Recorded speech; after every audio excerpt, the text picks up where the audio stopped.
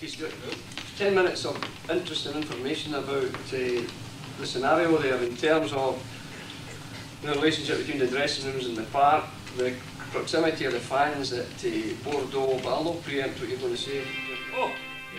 4th June 1998. Scotland's off to the World Cup finals in France. Having just returned from a preparatory trip to the USA, we all met in a hotel in East Kilbride. There, referee Hugh Dallas gave us a talk on the new directive from FIFA. There was to be a clamp down on tackles from behind. The next set you'll see in their eyes are yellow cards. The next set are red cards in their eyes. The big danger here is referees overreacting. And if there is any advice that I mean, obviously, tackles have got to be forthcoming, but you've got to think twice before you commit tackles like that.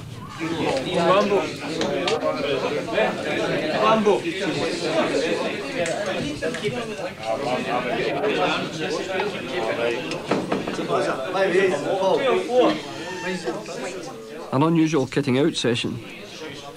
The players had been provided with kilts to wear at the opening match against Brazil, and they were very proud to appear in the national costume.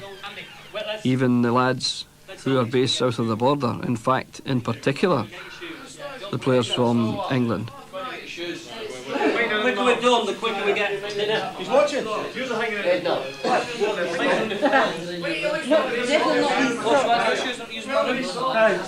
My shoes are in my bag, right?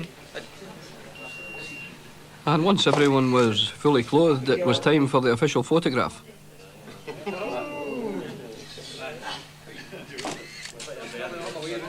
An impressive and most unusual team group.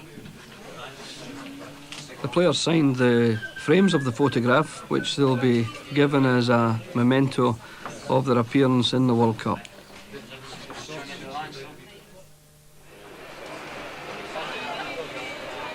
Next day we arrived at Glasgow Airport, where a huge crowd had gathered to see us off. Not only friends and family were there, but the press, of course, were there in strength too.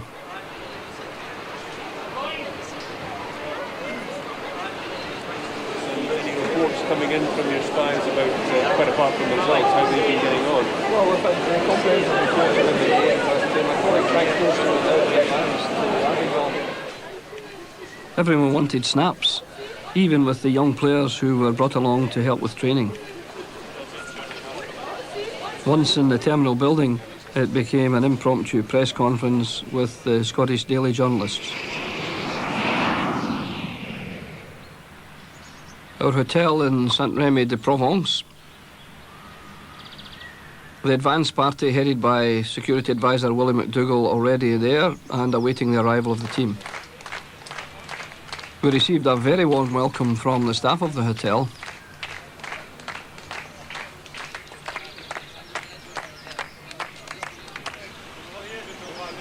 And almost immediately we had to depart for a press conference in the village.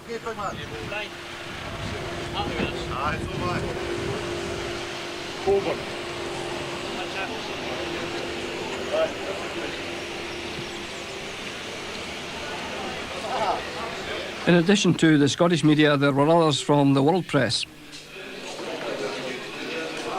What's your team for the Brazil game, Craig?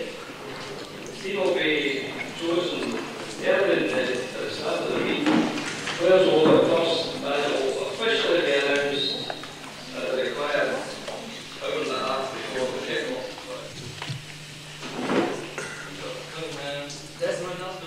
We had a press conference like this every day, at which different players were invited to appear. No, what did you say, sorry? I said, that's Ronaldo nightmares. Your nightmares? Oh, never actually dreamt of a footballer. Married man with 3 children.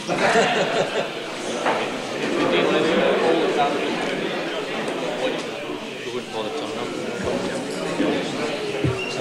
Would that be a success? That would be a success. After the group session each day, there were individual interviews. On this occasion, John Collins and the captain, Colin Henry, represented the players. Succeed into the next round. I honestly think we're good enough after that to see a game back yet. And of course there was no problem talking to the local journalists. John Collins did that admirably in French.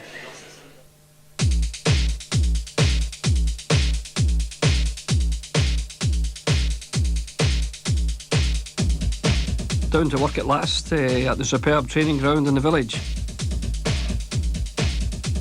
We prepared our squad there daily, and there were no injuries, so everyone was raring to go.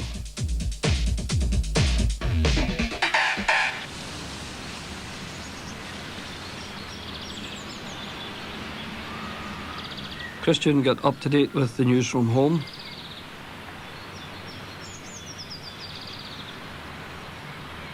Whilst up on the balcony, tactics were planned for our opening game against Brazil.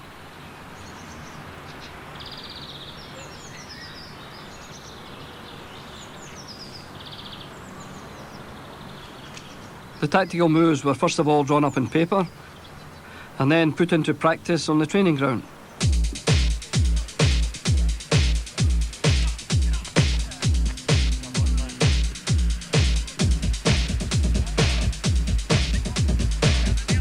This was the mess-up free kick, although the players have another name for it. And we practiced corner kicks for and against.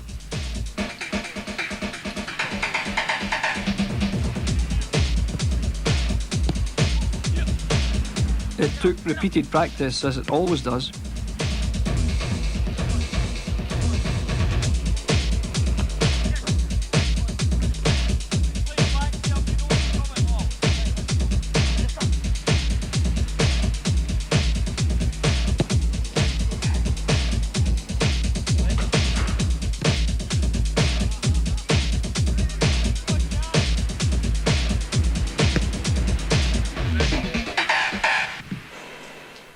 We prepared very well for the Brazil game. We discussed our tactics in detail, and then we told the players the team. So they've got the four, he does sit a wee bit and they go.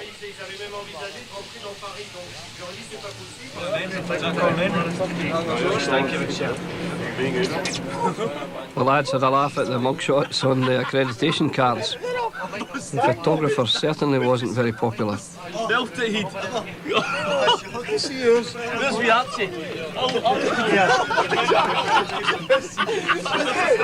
Sorry?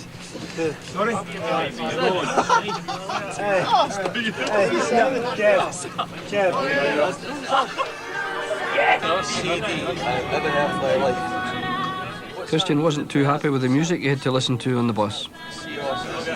What's happened in Brace? What's happened to all them bands? All listen to it is Natalie and Brilliant, Spice Girls. Who else have we listened to? All Saints. All Saints. Had enough. If it goes on any longer, I'm going to have to take some serious action. That's all. Scott Booth thought the music was so bad he decided to fall asleep. Spirits were high as we took the team coach to Nîmes Airport to fly to Paris.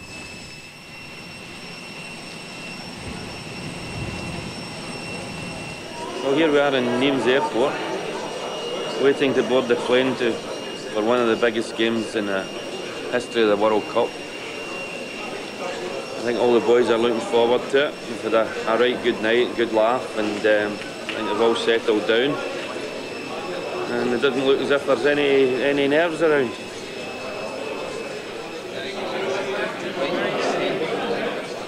Fantastic experience, and maybe even a wee result at the end of it. Let's hope so. We're ready to be the best we can be.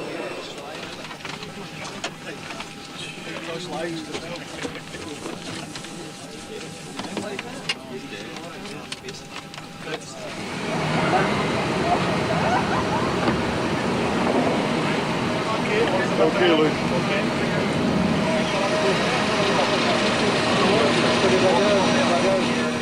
We arrived in Paris to tight security as usual. Spaceship Tapia.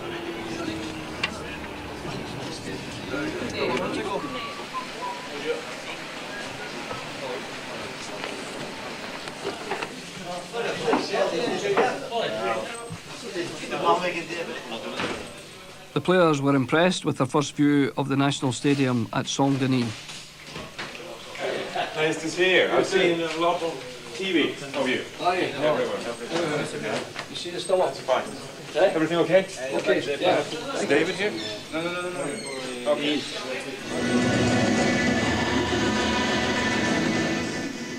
When we arrived at the stadium, they were still rehearsing the opening ceremony. This gave us time to resolve the problem of the press requesting details of the team the day before the match. Now, with the press conference is 4:30, which is a problem. They've requested 2 players. Rather than them asking us for 2 starting players, we'll ask them to nominate 2 players. The other thing that we're thinking about, and we've asked you to keep the team away from the guys, the pressure is going to be enormous on everybody. And my suggestion is that we give the team to the Scottish dailies, right? Which means it'll not be on television tonight. And they'll be delighted. They get it tomorrow morning. They're usually done in by the TV. So that at least the formal announcement of the team would be tomorrow morning. So there's the squads for today. We'll warm up together. We'll do a wee bit pairs work with the ball on the ground. Then the passing exercise we did yesterday. And then we'll just play the usual. 6, we're kidding them on a wee bit. We'll stick out a back 4 with 2 strikers. And we'll play 6 against the 4 there. When we go in, obviously we'll be 8 against 4, so the attack should be good. Ball will be a floater, so it's 9 against 4. So we should get attack, out again, attack, out again. Okay. Nobody.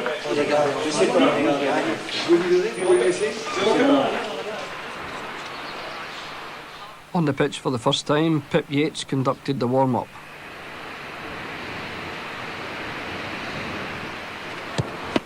The goalkeepers warmed up on their own as usual.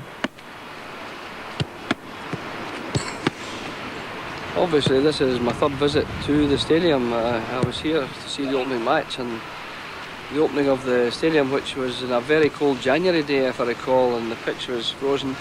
It was very bitterly cold sitting up in the seats watching France play against Spain. Then I came when there was a workshop of coaches. We came here, we visited again. The pitch was bumpy. I met Mr. Zagallo. We had a walk across it and a chat.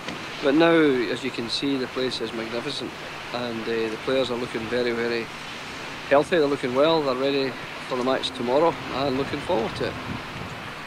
Nearly as good as Southwark Park, but not quite.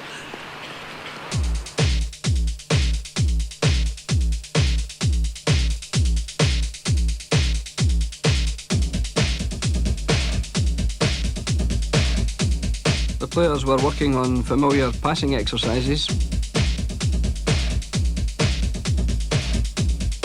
They were under the watchful eye of colleague Alec Miller. It was important to get the speed of the ball over the surface, which was unfamiliar. 1, 2, pass your ball out. Motivation wasn't a problem in this magnificent arena.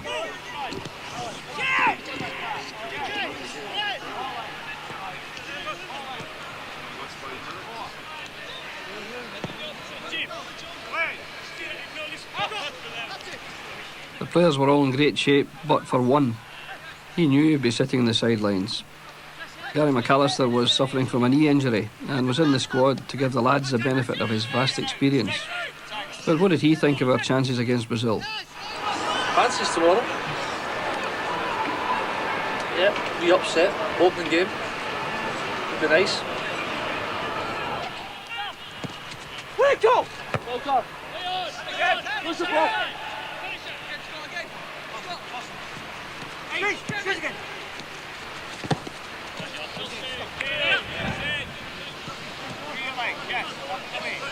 Well done. Come on, just sit sharp about your work.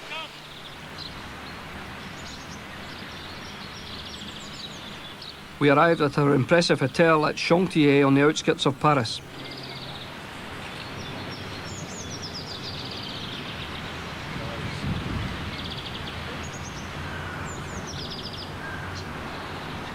Security was tight because of an important guest who was due to arrive.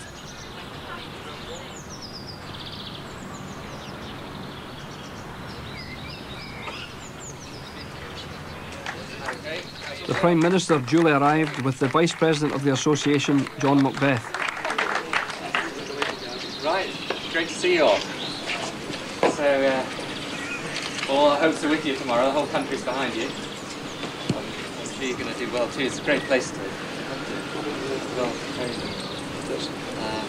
it must be, I can't imagine what it must be like for you guys. It's just the most fantastic thing in the world. A bit nervous too? No, not yet. Maybe tomorrow.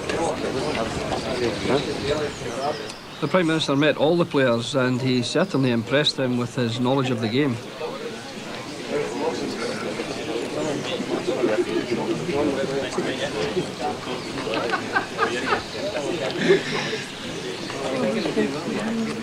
As a Newcastle fan, he particularly enjoys speaking to players who had experience of the English League.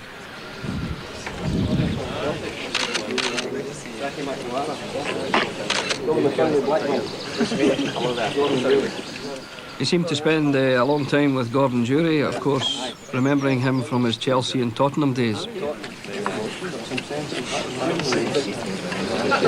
very well there. Enjoying being back. Well, it's a good spell down in London, man. Actually, Tottenham could be better next season, I reckon. Yeah, but I think they're a far better team than they're he left? A typical unkind remark from one of the lads. I can hardly speak of my team at the minute.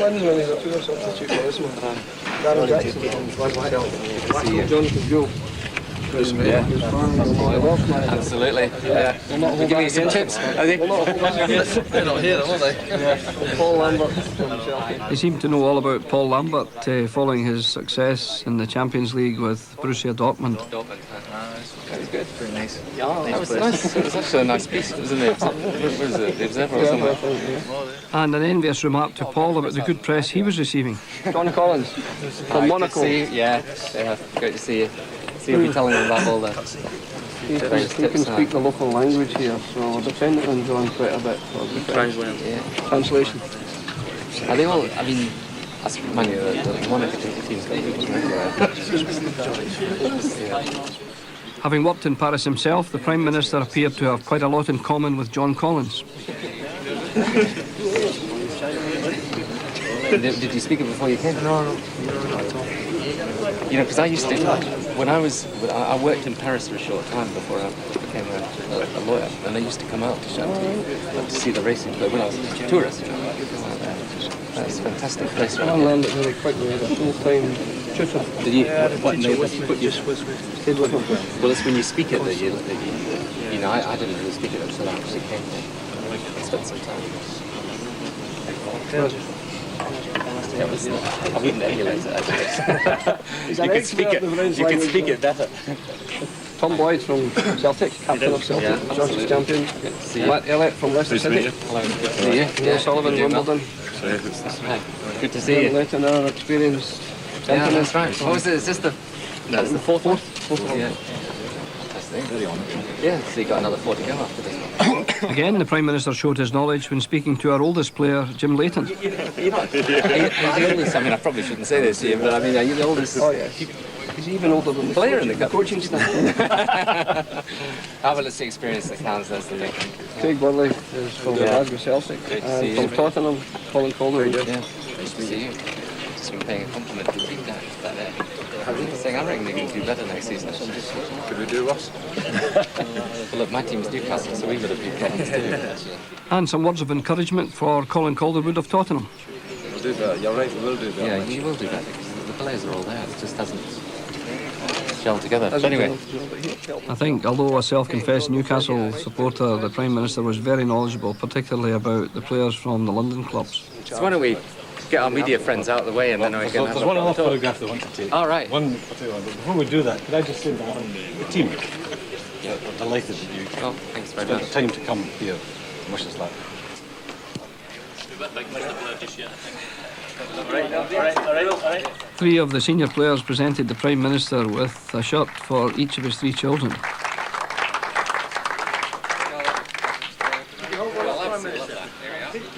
He seemed to fancy himself in the number 7 shirt belonging to Kevin Gallagher.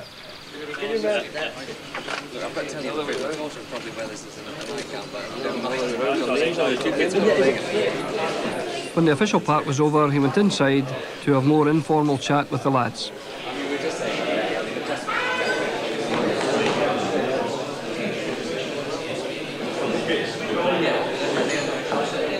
Then there was a picture with officials and members of the international committee. Okay, guys, good to see you. Best of luck.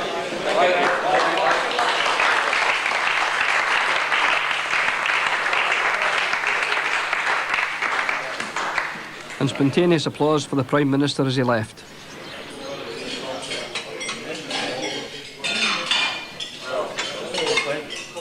The day of the match.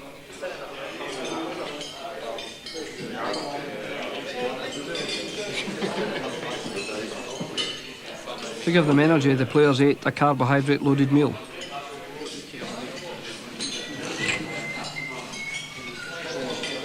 And the physios gave the players a final massage prior to the match. A gas mask. That's all just painting a picture, Jim. That slips that Stuart's used to do over his head is the ones I've taken in this morning that I wore to training yesterday. Aye. Anyway, it's a big day, yes. And I'll be wearing It's like going to a wedding, isn't it? It's like going to a wedding. It'll be like going to a wedding when we go out there. Well, I just hope that there'll be about 30 best. There'll be about 30 best men here. Hope the speeches are good. Aye, won't there? Just wanted to thank the entire team of Scotland to be here in Paris to see the game, and I'm sure Scotland is going to win, we're going to win, because from now until 9 o'clock tonight I'm Scottish, I'm not French anymore. A last chance for the players to relax. Most of them went for a stroll, but Jonathan Gould thought he was in the Tour de France. As you know, this is a very tense time for me. Build up to the match, everything's got to be spot on. If there's one thing out, I'm in bother. So everything's got to be bang in order. So I'll not be happy until everybody's stripped and nobody's shouting for something they haven't got. So hopefully we're there.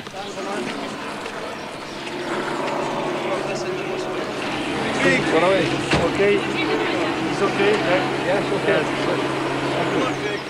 okay. As we departed from the hotel, some of the players were very noticeably relaxed, particularly those who weren't in the starting lineup.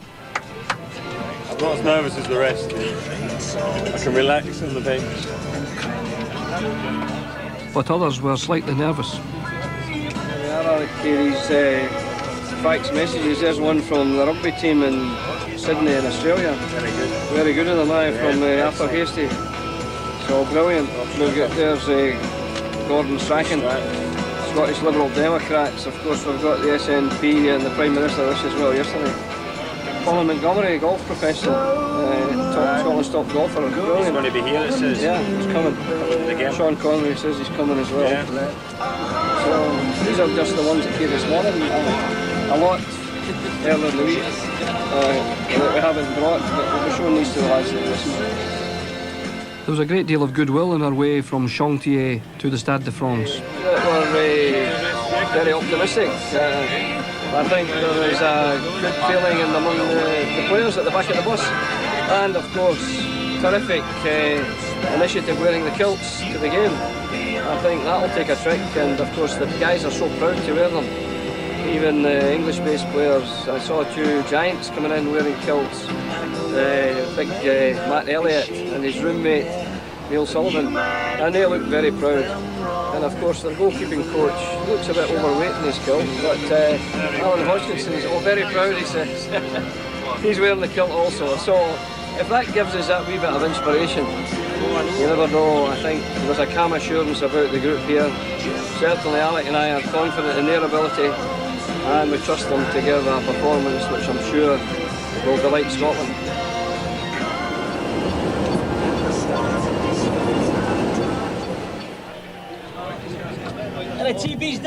As we got closer to the stadium, of course, the Tartan Army had started to arrive, and the reception was, as usual, tremendous. Should I say Quentin Grenda?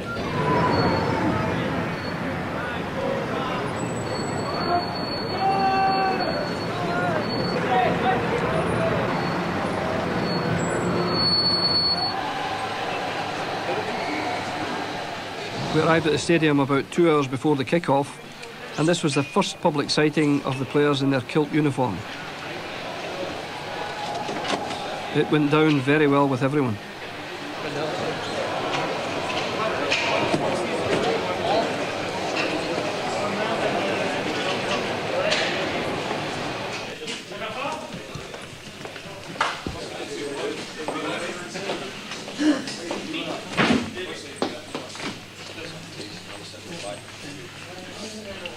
Our liaison officer Luke led us out, and the fans already in the stadium gave us a wonderful reception.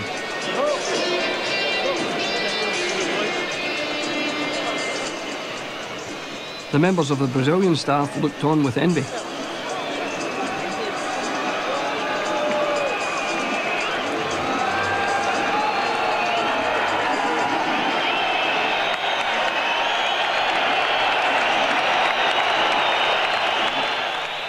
As we always do, we like to ensure that we acknowledge the fans.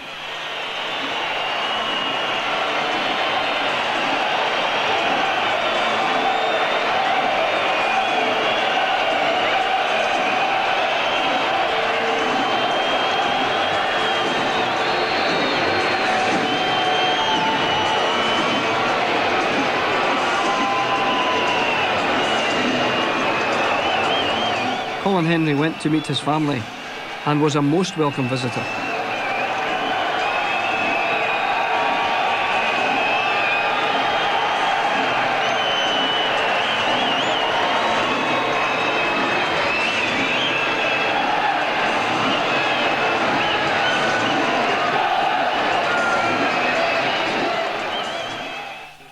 The FIFA official came to check the accreditation of the players. At least he had the manners not to laugh at the photographs. Because the pitch was still being used for the opening ceremony, the players had to do their individual warm-ups indoors.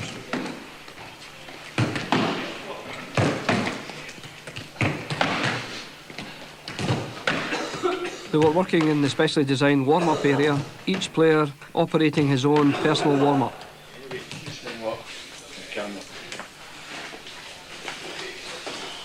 The worst you can do is throw me out. The pennant for our captain, Colin, to exchange with the Brazilian captain, Dunga, was provided. As usual, Colin was taking care of the liquid intake, which he would require during the heat of the match. Let's test the goalie. Let's test the defender.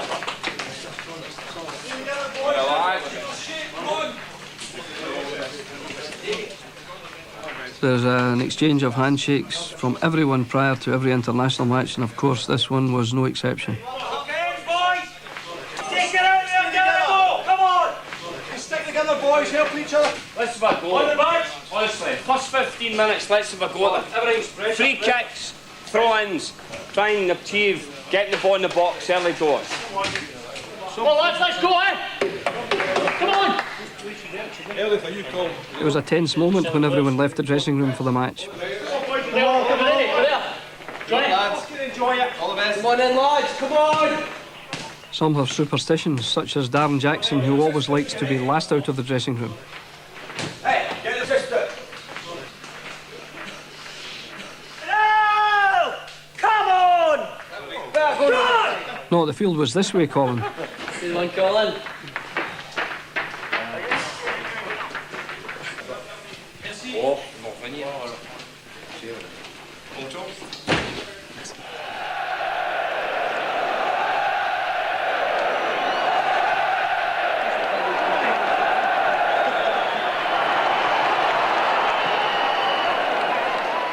It was a tremendous sight looking at the crowd there for the opening match. The usual handshakes were exchanged.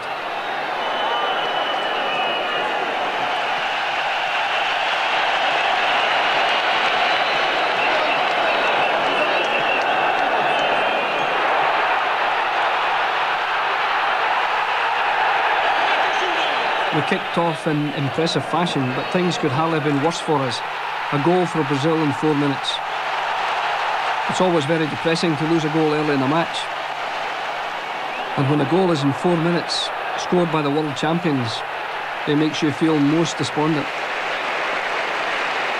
The remainder of the match could be a daunting prospect, but we fought back bravely and made a few chances.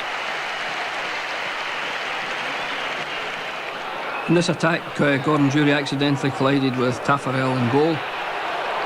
It caused a bit of upset momentarily, but shortly afterwards, a great diagonal ball from Craig Burley was headed on, and Kevin Gallagher was bowled over in his attempt, and it was a penalty.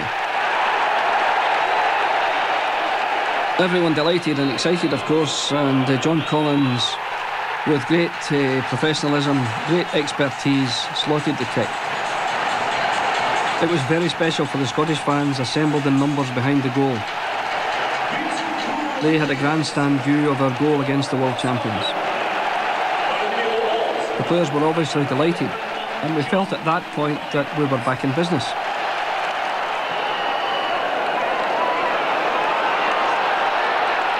A half-time whistle, and we still felt it was anyone's game. Now just calm it down a wee minute, lads, and we just listen here. The last 25 minutes of that half, magnificent.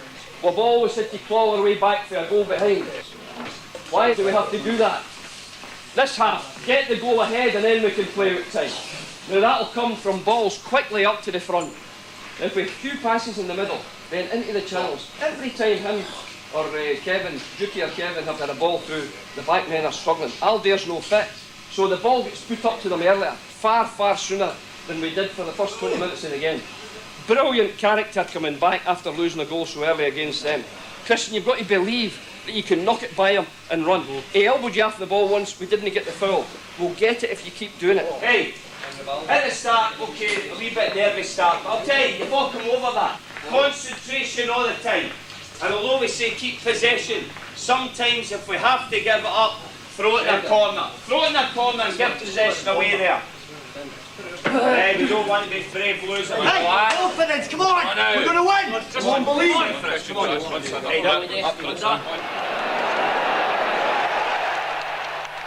The second half was even more encouraging for us. We did get a number of shots in goal, as Craig Burley demonstrated with that fine long-range effort.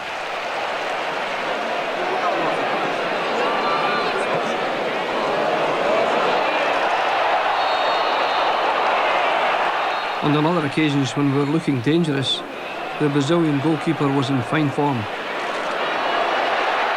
Then disaster struck. An own goal from Tommy Boyd gave Brazil a lucky winner.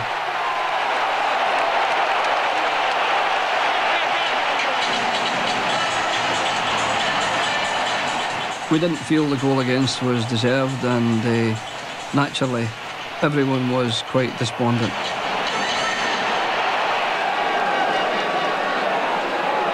The messed up free kick which we'd practiced almost got us a late equaliser. But unfortunately Kevin Gallagher's shot just went over the top.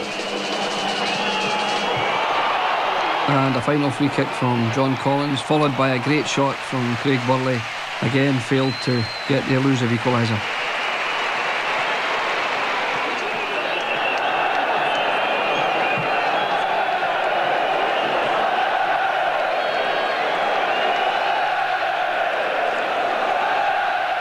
Sporting handshakes were exchanged after what was, in many people's opinion, the best opening World Cup match in years. Even the great Ronaldo looked to be very relieved to get a victory against Scotland. You need to see the goal in the replay. But the thing is, Dookie's having to run the whole side. And it's been played into a left-back area. We've got to be alive. I spoke about that at half-time, we spoke about it. It's not going well, lads. Very unfortunate.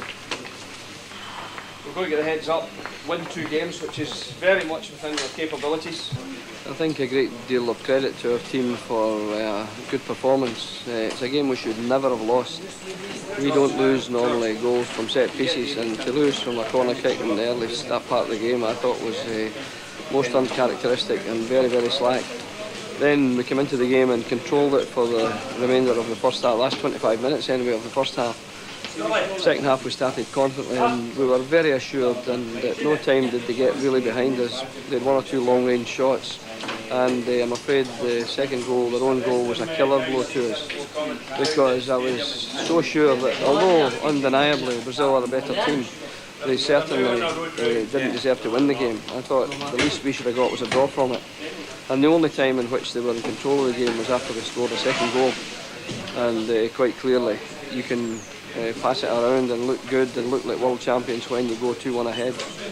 In fact, the reaction to the goal mirrored the relief, because I think they realised that they were in here for a shock in the opening fixture. which I understand from people who watched it and watched all the opening fixtures. I understand that people thought it was a very good game for an opening World Cup tie, and I think credit to both sides for that. But proud of our guys, and I'm sure that they will manage in the next 2 games to get 2 victories, which quite clearly would qualify us. One of our youngest fans, rumoured to have slept through the penalty kick, joined the others in the family area after the match.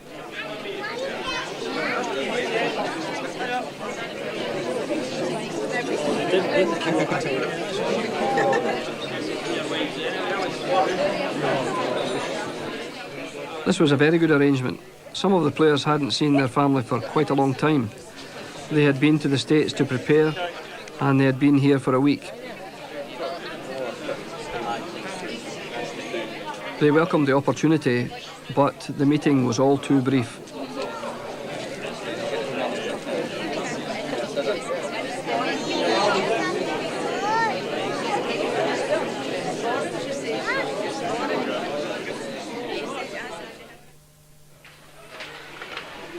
Back to St Remy the next day for more training, and again it was a most favourable welcome from the locals. Oh, you're marvellous. Even the Irish were fully supportive of our efforts against Brazil. Come on, Scotland! Good luck, Scotland!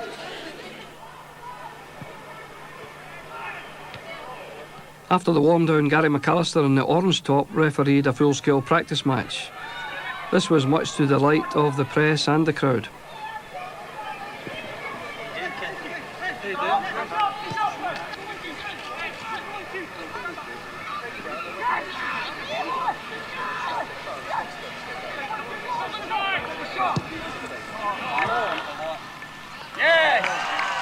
Craig Bown scored on this occasion, but unfortunately, with an equally fine shot, he had failed to find the net against Brazil the day before.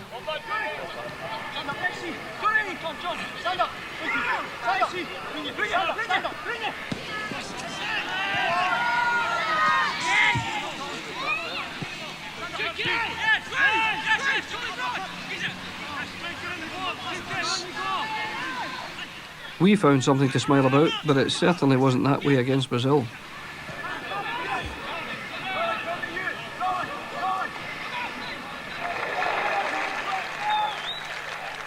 And the local people in the stand, packed to capacity, seemed genuinely pleased with all our efforts. When will we see your lights again? The Irish singing hadn't improved, but their support was great. Where are you from? I'm Dublin. Dublin.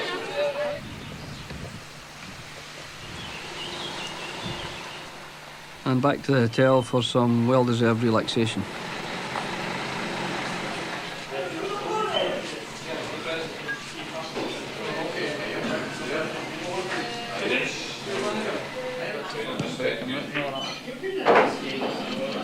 Kieran, one of the young players, enjoying himself on the PlayStation. You've got to pick these wee guys up. Let's shoot them.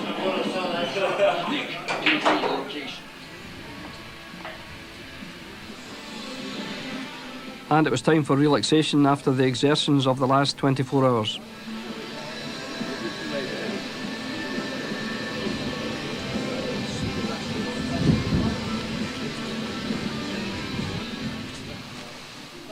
And the doctor prescribed some rest for himself. Get in there! So tonight we've had, or today rather, we've had a practice match at training, and this afternoon Alec dealt with the press down in the press centre, and now, having looked at some videos of Norway, we're off to see France play South Africa down at Marseille. Hodge is a bit disturbed this morning because of the training gear that he received, but we'll not say too much about that on tape. And we'll simply say that the lads still are very upbeat, they look in good fettle.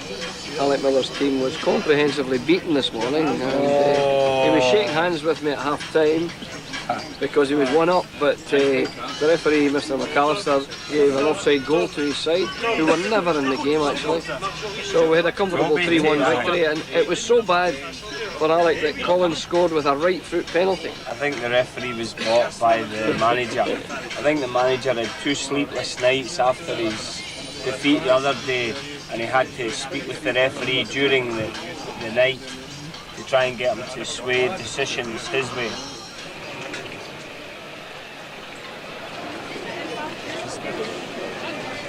At the stadium in Marseille, we joined the crowd, and it wasn't long before we were recognised by some supporters.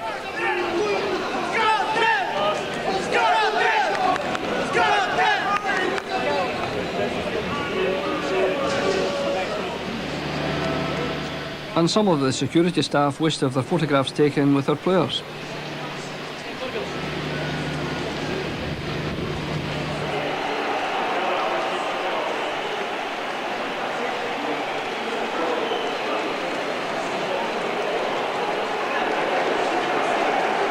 It was good for the lads to see a World Cup match from the spectators' point of view, and we joined the rest of the crowd in the Mexican wave.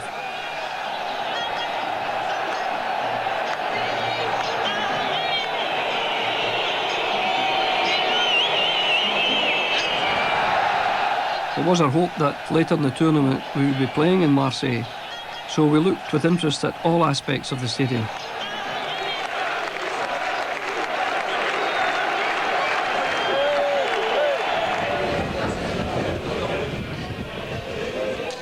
Everyone was happy because it was a comfortable victory for the host nation. Oh, there's McAllister at the back. We've got to shake the man's hand. And Mr. Collins as well. Yeah, all right, good. It was a problem counting our players among the crowd after the match. Two of the boys missing, and we don't know where they are, but we've sent the security out to get them.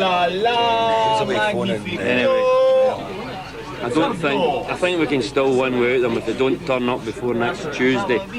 But there's every chance we'll find them before Tuesday. Another bad day. Put your hands up if you're not here. Changes the rules. You haven't looked, I'm going to get changed now, but by chance or often it's quite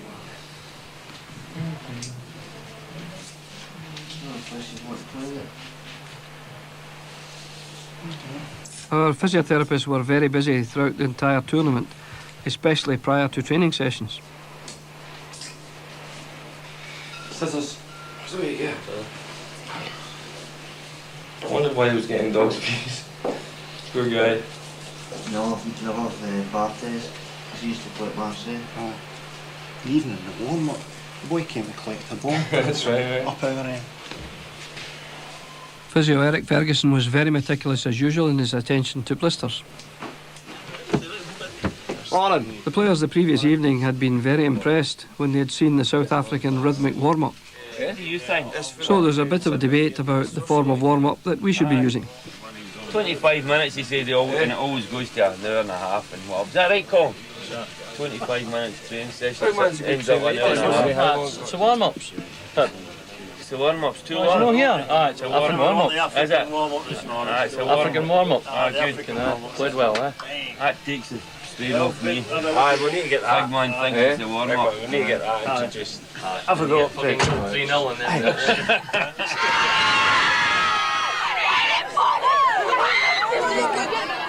The youngsters of the town welcomed the players yet again, and they were always to hand with autograph books and plenty of cheering and singing.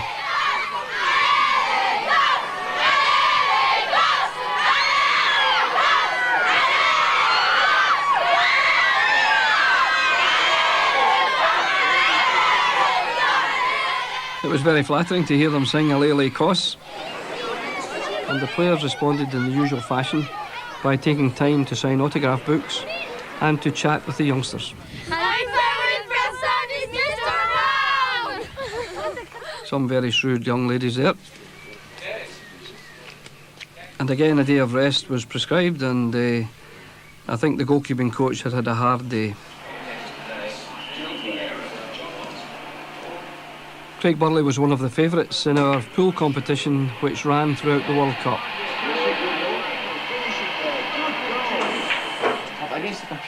Young Kieran was an expert in the PlayStation. Where are you? Sammy Norway. They're a threat centrally your goal. So if you can remember in the practice game here, let's try it, get them up the park. The support comes from the other side, the big player. If it had been Solskjaer that's playing, he might still play. If he does play, fine. The diagonal ball's not going to be a threat then. Major concern tomorrow that we travel there in the right frame of mind for this game. So to shape us up for this, we're going to start with exactly the same team.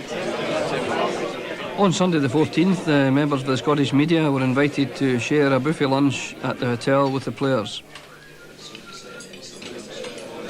The cuisine and offer catered for all tastes.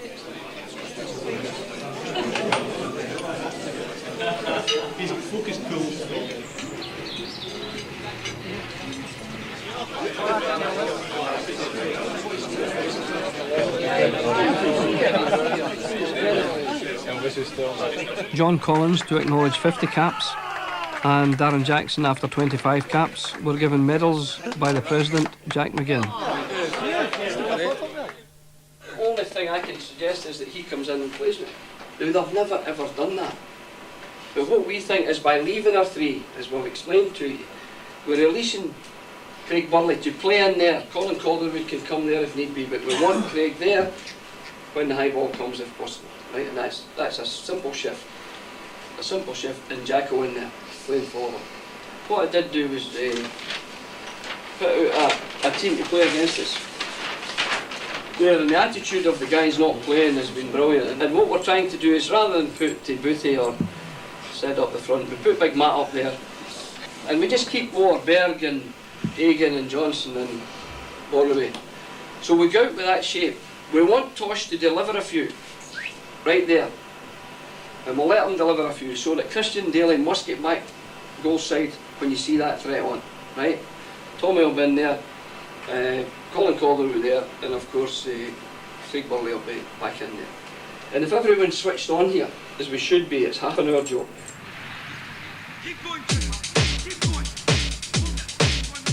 Back to the training pitch for a private session, which was really a dress rehearsal for the game against Norway. Tosh, the Norwegian left back for the day, was delivering diagonal balls as requested.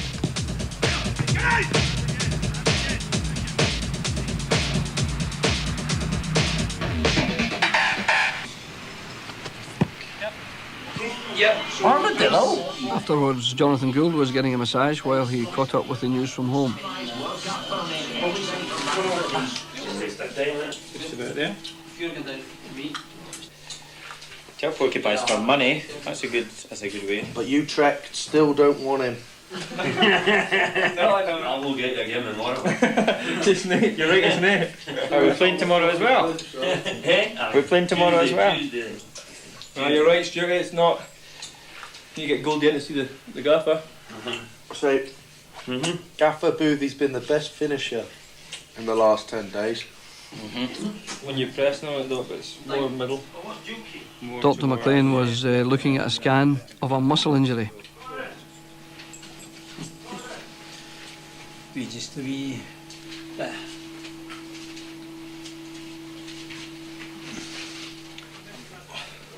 And Jonathan Gould was doing what the manager should have been doing.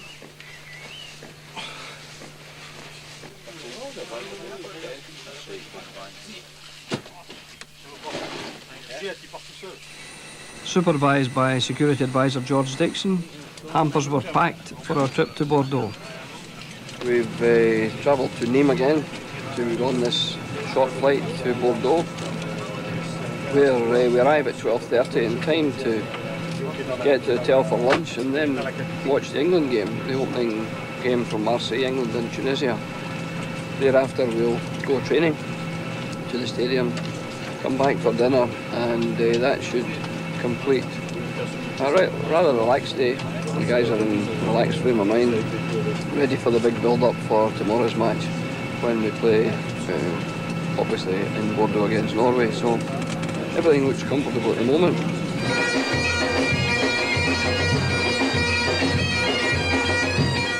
A very good welcome as usual when we arrived at the hotel in Bordeaux.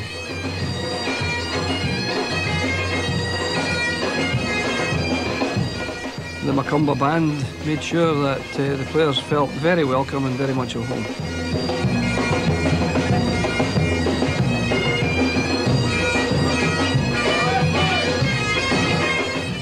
much smaller dressing room in Bordeaux, but the players were still enthusiastic and very committed to do their best. Tomorrow morning we'll meet 11:30 as a group and we'll have a look at our game with Brazil, just for half an hour. So you're free after dinner tonight, your own room for that game, a movie if you want it with Jim.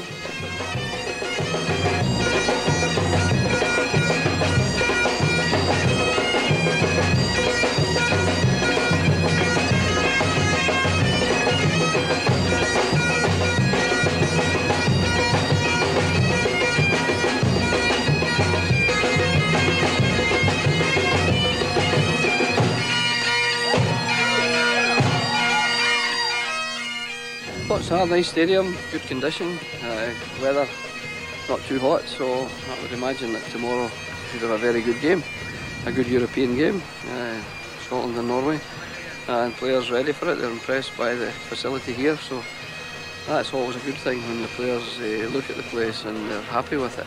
You know, when they come and if it's poor surface, bad weather, a lot of bare goal mouths, they tend to switch off a bit, but obviously there's no danger of that in this occasion.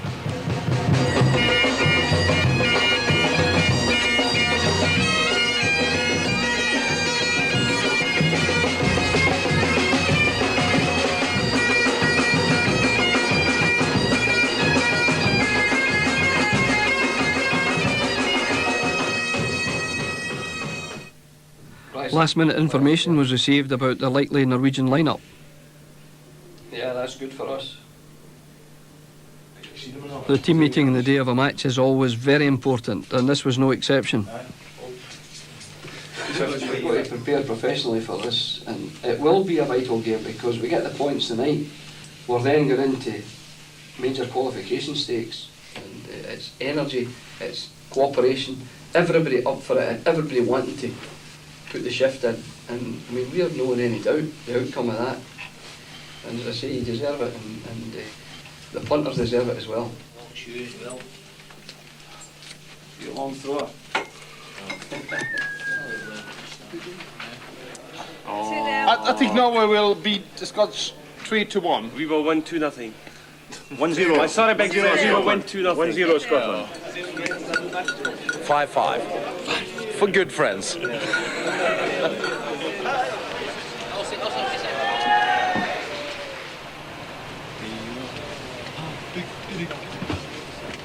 He's looking quite sensible, that guy crossing the road.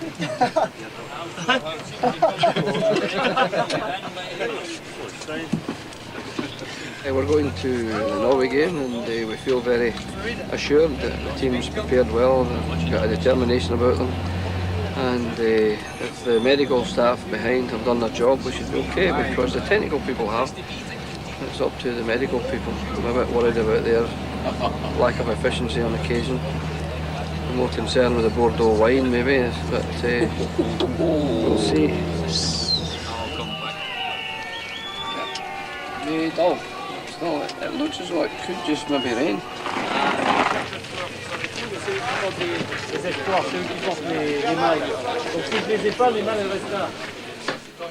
Because many countries in the world still have black and white television, we had to use our alternative yellow strip, because in black and white our blue would have been indistinguishable from the Norwegian red.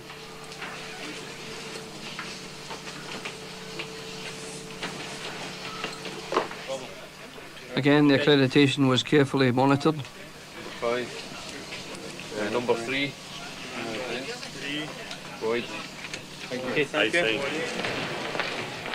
The walk from the dressing room through the tunnel to the playing pitch was the longest that any player had ever experienced. It took about 1.5 to 2 minutes to get to the pitch from the dressing room.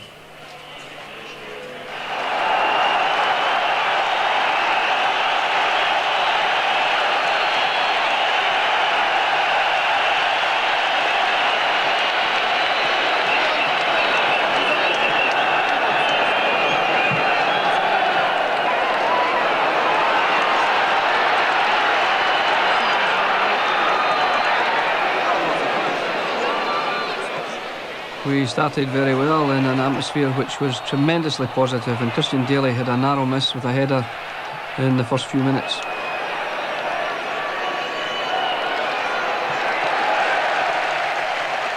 We had many attacks, but unfortunately we failed to convert any into goals. On this occasion, Kevin Gallagher put in a great cross, and Gordon Jury's header looked as though it was going in, but it just looked past the post. And from the long throw in again, we almost got the opening goal.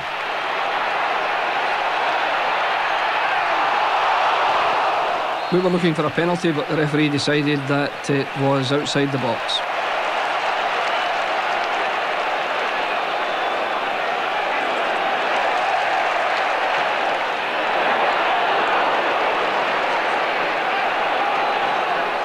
From a very good short corner move, again we nearly scored, but the Norwegians once more scrambled it away. The old free kick again, and it was cleared, much to our disappointment.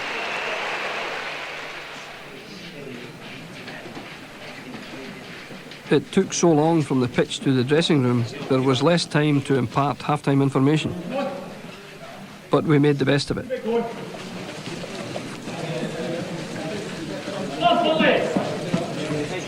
Excellent. Tremendous first 20 minutes. Brilliant play. Exactly the best you do. What we've got to do, get it in a wee bit earlier to the front. We started to play it across, keep good possession. The whole thing looks absolutely excellent. I mean, all we need to do is get the cutting edge and get the determination in front of the goal to put it in. Now we can do more right-sided attacking with Craig. Craig's got the legs in him doing that side, but he's never had a decent ball ahead of him. Another thing. Where are you? Hey. See the day, this is your international. Honestly, telling you, you're going to win it. Hey, believe in yourselves. You're going to win it. We're going to win it. Come on, no hard luck stories here. Come on. Yeah. We've got to get this goal.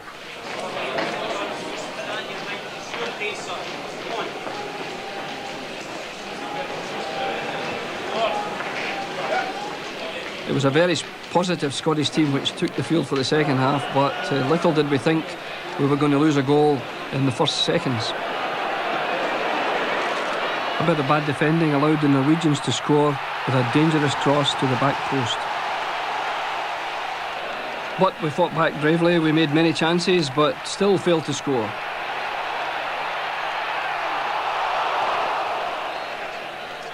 Then a great bit of play down the right-hand side, a pass from David Weir into the path of Craig Burley in the inside right position, enabled Craig to go through, and what a marvellous finish to put us in level terms. Craig was delighted, the players were delighted, but most important of all, the fans were delighted. Even the manager was reasonably satisfied.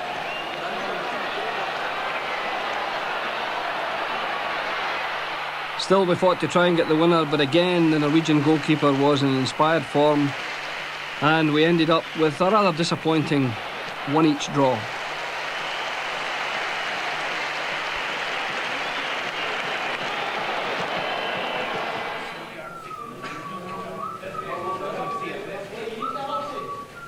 The long walk to the dressing room was a mixture of pleasure and despondency. We were very disappointed that we'd failed to win the match, but we were pleased with the way we had played. But unfortunately, only 1 point. The 3 points would have made a big difference going into the final game with Morocco. Flash interviews had to be done on the pitch, so Alec welcomed the players as they arrived in the dressing room.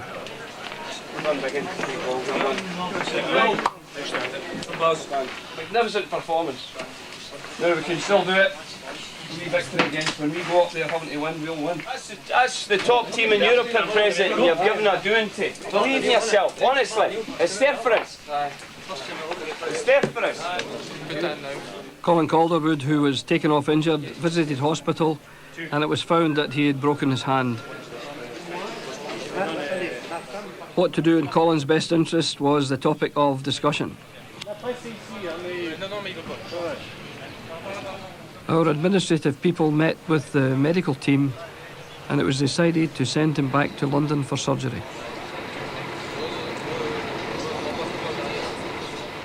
See the boys that was good? Yeah.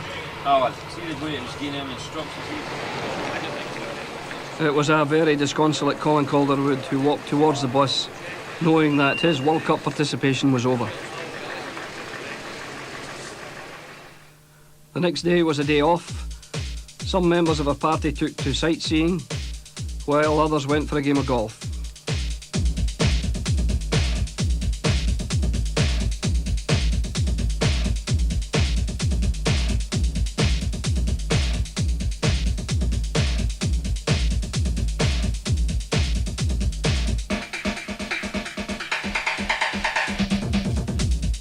But even on the golf course, the thoughts of the World Cup were never far away. Well, up to now, at this moment in time, we stand just on 1 point from 2 games, which I think we can consider ourselves a little bit unfortunate not to have more. You know, we've played very well. The boys have performed exceptionally, and you know, we're just like now. You know, it's out with our control at the moment for the final game. If Norway do beat Brazil, but we're hoping that Brazil will do us a favour and avoid defeat, and that gives us a chance to qualify if we beat Morocco.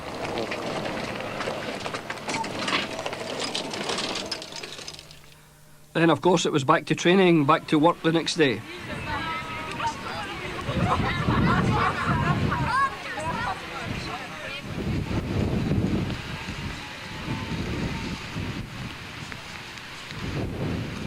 Local interest was still at an all-time high, and while the youngsters watched the players in training, there was great enthusiasm about the forthcoming match against Morocco.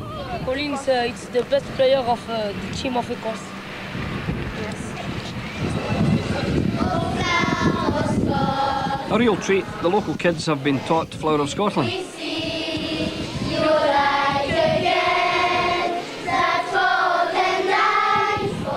The Mayor of St Remy had invited us all to a reception at the town hall.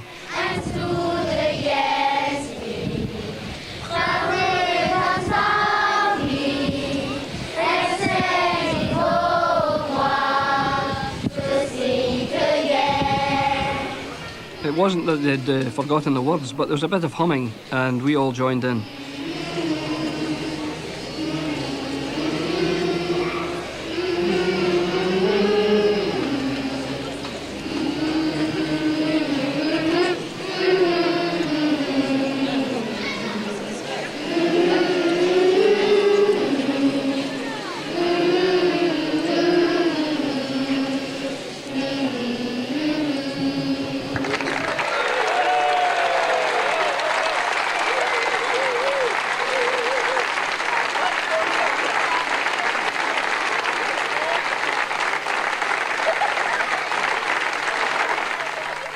And the Mayor of St Remy made a welcoming speech to the Scottish squad. We are confident that the Scottish team will get through to the next phase of the 1998 World Cup.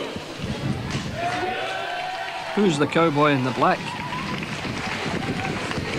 We are honored that you have chosen our small provincial town as your training ground and home base during your participation in the World Cup. As a result, in spite of our natural support for the French team, we have also become firm Scottish supporters. Merci de votre attention. Our President Jack McGinn and the Mayor exchanged presents.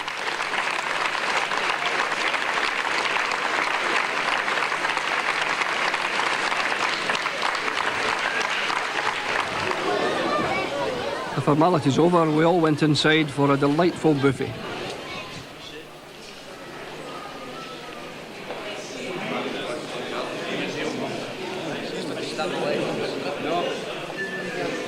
The ever-present autograph hunters were there, and the players mingled with the locals in most impressive surroundings.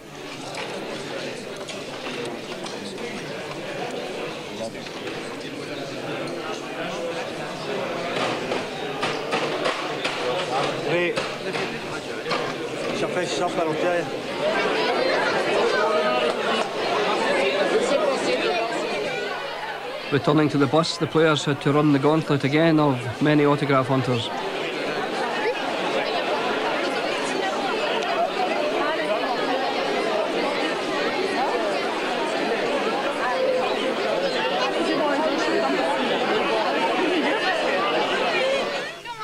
A photograph was requested by the hotel staff and willingly given. That evening, as I was walking in the hotel, I was met by Paul Lambert and Craig Burley, and Paul told me that he'd received a call from Germany, from Munich in fact, and in my naivety I said, Bayern Munich. He said, no, a dentist in Munich. The dentist had seen Craig Burley scoring that magnificent goal against Norway and said that for a bit of coaching of the locals in Munich he could give him a new set of dentures. Tempted by the promise of a new look, Craig made his way to the local unisex hairdressers.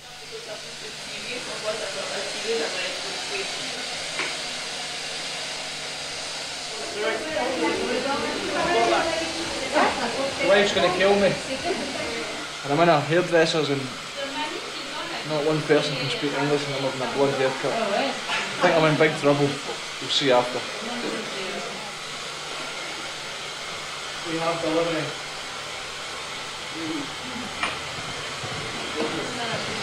I think she's been down the garden with them gloves. Have you seen them?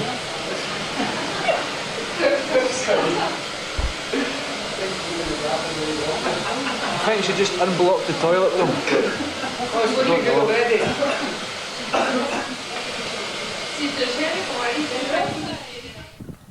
The television people set up camp about a mile from our hotel. Hundreds of interviews were done over the period.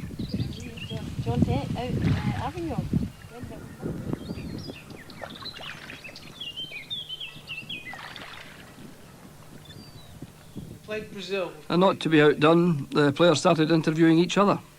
Is it true that the biggest disappointment for you of this World Cup so far is the fact you didn't get a Brazil shirt? Yeah, I wasn't too bothered about that, to be honest with you, because well, we get these. These are nice. I can see myself wearing these to out and about in Derby. 3 days to go to the Morocco game. It's 95% certain that you'll be playing fast and tricky outside left. I want you to tell the people at home what your intentions are for that game. My intentions are,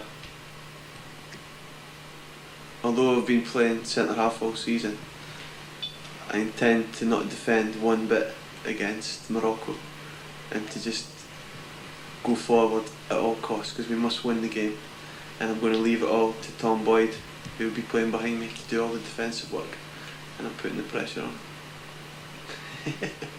I wouldn't do that to him. But nah, it's the biggest game in Scotland's history, and you know, just want to do well.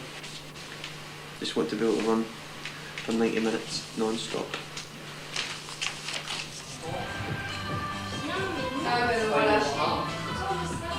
Episode 2, take 2. I just say this is the second attempt, so this is my last attempt because we're running out of time. I've got a team meeting in approximately half an hour. She's still got to cut it yet. I'm absolutely delighted with it. No, it's come out a bit yellow first, and so maybe something about the brins. So try to get it, see it's a bit more white now, so hopefully when she washes it off it'll be right, otherwise I'm going to be getting severe stick when I return to the hotel. So it was back into training for the final vital group match against Morocco. After his operation, Colin Calderwood flew back from London to join the squad.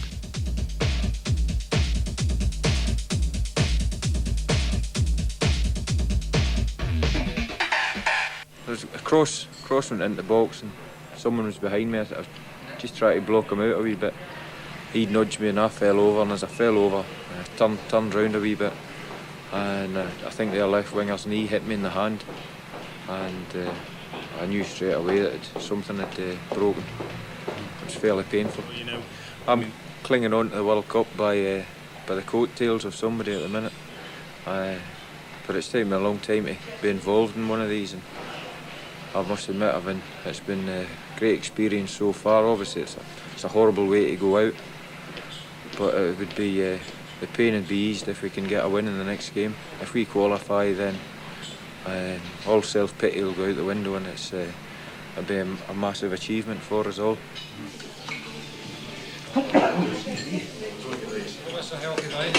Very healthy. Very healthy. Clean living. Family of 3, 32, married, tired, hungry, accident. The hotel was for players and officials only, but on certain days visitors were invited. The players are meticulous about their kit, and of course there's also often a bit of superstition. It's the boots getting packed.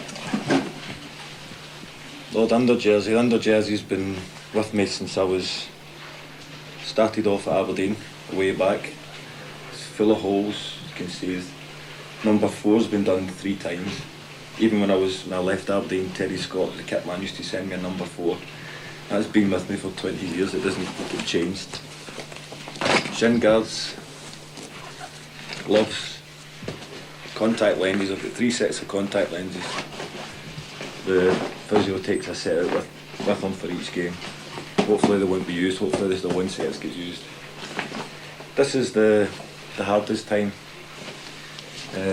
Once you're at the stadium, okay, it's an hour and a half before the game, you still get nervous, but this is the hardest time when you've got a long time to fill in and you've got nothing to fill it in with. Once you get to the stadium, you've got your routine to do and it's okay, but this is the hardest time and your mind just wandering and thinking what's going to happen, hope this happens, hope that doesn't happen. And this is the hardest time now.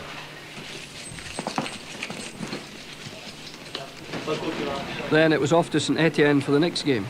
I hope he's got his pack of cards.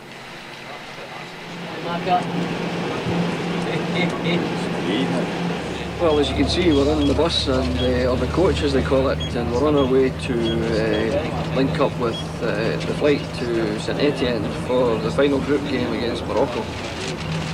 This is a Monday morning, and yesterday Sunday was a scorching day.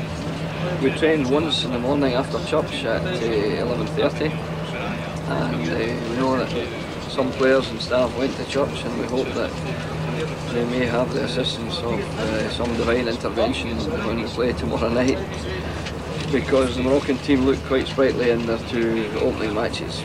Anyway, we trained in the morning after church, and it was a practice match trying to shape up the team. Things looked to be reasonably smooth and efficient. We were joined by a visitor, international manager Bobby Gould from Wales, who looked in the training. There was a problem in making it private because some supporters had turned up along with the media. But a sight of Craig Bown's new blonde hairstyle and Colin Calderwood's arm in a sling like Napoleon helped to appease the press, who otherwise were a bit restless wanting in. But they accepted the decision to train privately and stayed out with the bounds of the stadium. The day before was Saturday, and we felt it an important day, so we trained twice on Saturday. Once in the morning, just a short training session. Not so good because the goalkeeping coach refuses the use of the goalkeepers. So he wanted to give them a hard morning, and therefore we were constrained a wee bit in our training. Anyway, we did a little workout. Thereafter, the goalkeeping coach is not too happy with me, so here he is, he's got anything to say. Totally refutes that, he says, but anyway, we had to work without his goalies, my goalies he calls them, so what chance have we got of getting them?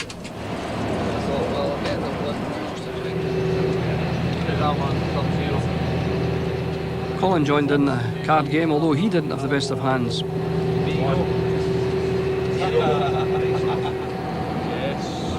lucky at that wee cover up the Silver Diamonds.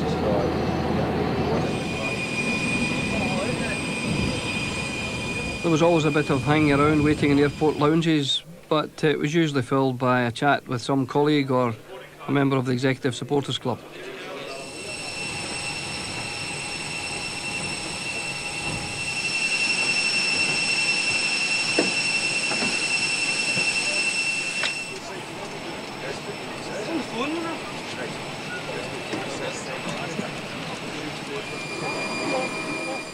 After the short flight to Saint-Etienne, it was straight to the training ground. FIFA decided it had to be a private session, but still some fans turned up to watch through the fence.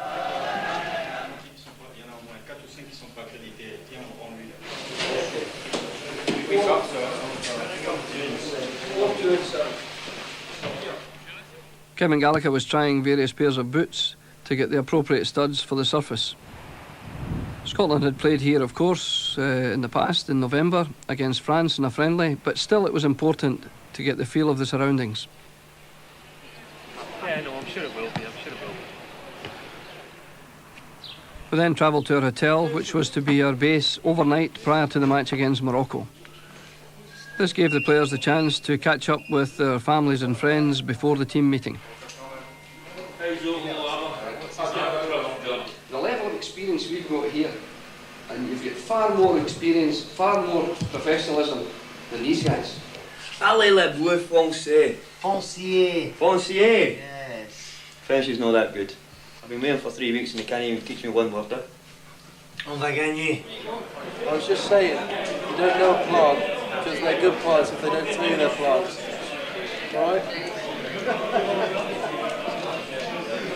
You understood that, you're a better man than I am. Our medical people, Professor Stuart Hillis and Eric Ferguson, were in pensive mood as we set off on the day of the game.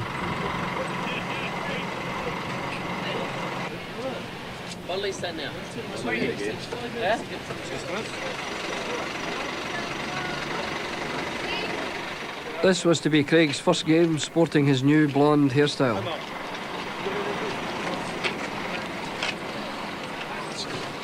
Alright, it's Billy Idol here. Now the 23rd of June, we're on the coach ready to leave for the match. Today again has been a restful day. Some players went to the goalkeepers for a light workout this morning, but most rested to save their energy for the supreme effort which will be required tonight. The mood is very, very positive. There's a calm assurance about everyone, and I'm absolutely convinced that we'll get the best effort from the guys who start the match and any who come on during the game. So we look forward to that tonight.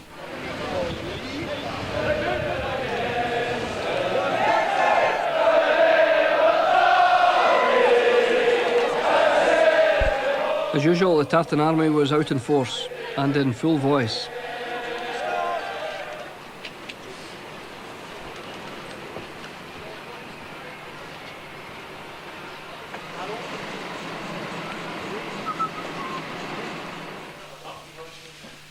In the dressing room, the pre-match tension was apparent, but that was to be expected.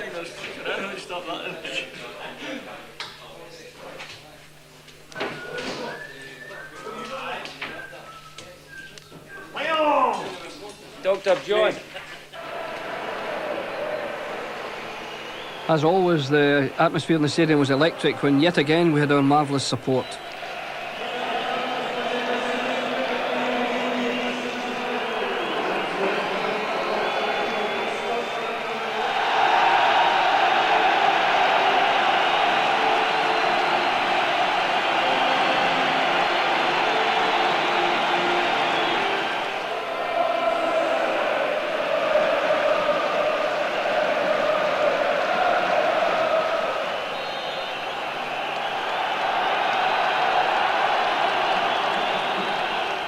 The Moroccans kicked off, and for the first 20 minutes or so things were very even.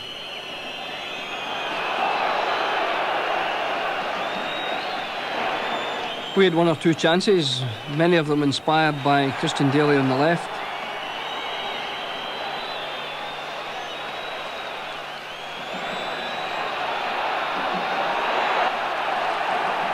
This time Kevin Gallagher laid a nice ball inside to John Collins, whose shot was blocked. But Kevin was played in again. Unfortunately, his cross was cut out confidently by the Moroccan goalkeeper. We had several corners, but this one was scrambled clear by the Moroccan defence.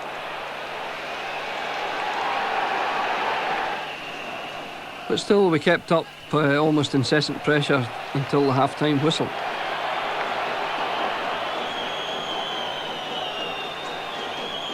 Another good attack on the left-hand side involving Gordon Jury and Christian Daly, Paul Lambert and John Collins created a chance which unfortunately was blocked when Gordon shot just inside the box.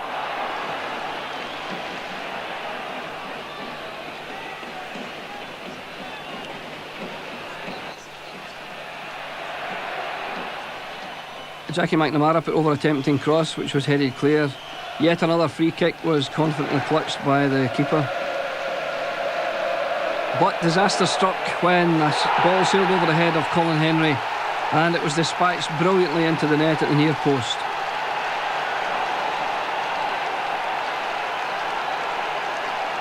This was a major tragedy in view of the fact that we appeared to be settling very well in the match. But we fought back very bravely. Chances were created. This one by Jackie McNamara seemed to hit the defender's hand, but no penalty was given.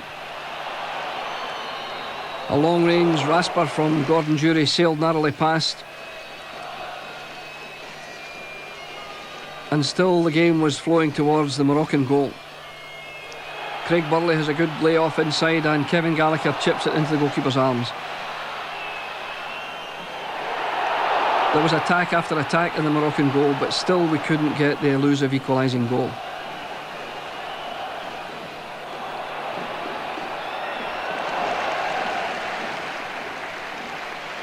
A long-range one from John Collins. Then the best chance of the half. Craig Burley, a great shot, saved brilliantly at the near post. But half-time came all too soon. Now there's great occasion here to be calm and to put the ball in behind them. Every time it goes down into their left-back position, you Jackie's getting oceans of space. We're up there, we're hitting good long-range ones, we're getting into close distance as well. We're crossing balls sometimes too tight on the goalkeeper, but we're crossing them. We've made more chances, believe me, than we've made in the previous games. Get the self-belief back. We're a far, far better team than they are. But you've got to realise that. You've got to go out here. This is 45 minutes. We do our right. The longer the game goes, do not panic. Do not panic. Because a draw could take you through if Brazil win it. It's all square there. So let's be calm, cool and collected. Okay, we know we can do better. Come on then.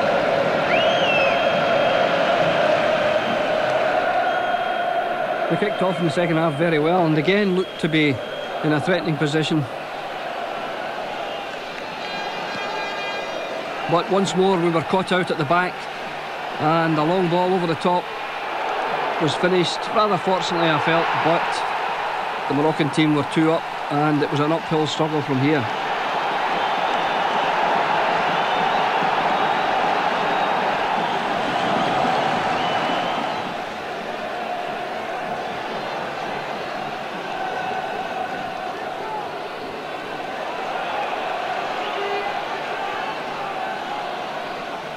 We did manage to create 1 or 2 more chances. Craig Burley, a great left foot shot, straight to the goalkeeper unfortunately. But then disaster was to strike. Craig rashly tackled from behind and the referee had no option. We were reduced to 10 men and that meant it was a mountain to climb.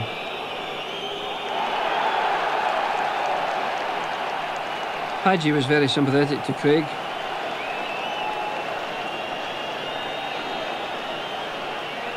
But we could have no complaint because we were well warned that a tackle from behind would result in an ordering off.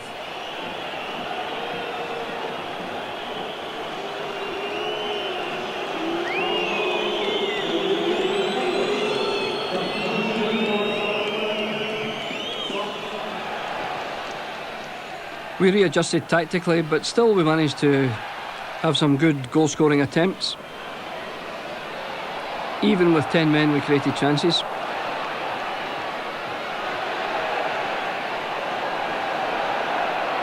But the Moroccan goalkeeper was in inspired form throughout.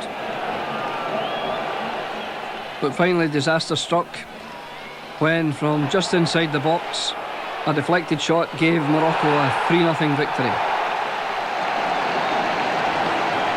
Celebration for Morocco, but for us, the end of our World Cup campaign.